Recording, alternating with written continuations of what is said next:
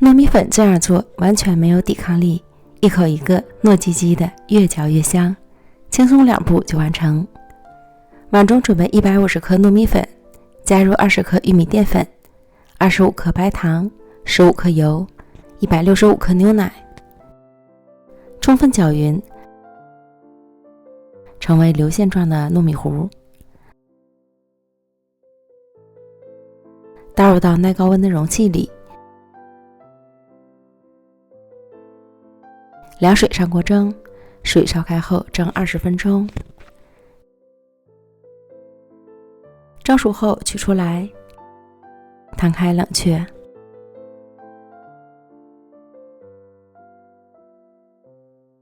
晾直播热后，给它移到案板上，可以撒些熟的黄豆粉防粘。再加入30克熟的花生碎，揉均匀，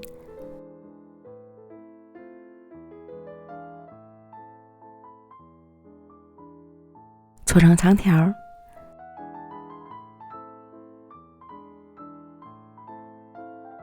表面再裹满熟的黄豆粉。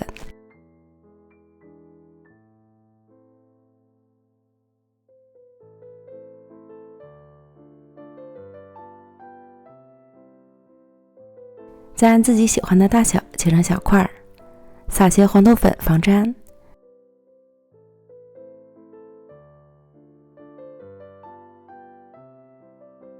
再装入盘中，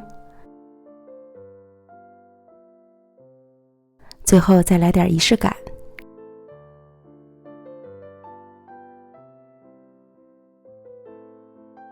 开吃，黏黏糯糯的海拉丝。糯米粉这样做真是完全没有抵抗力，一口一个糯叽叽的，越嚼越香，做法更是简单到家了。喜欢的朋友就赶快做起来吧。感谢您的观看，咱们下期见，拜拜。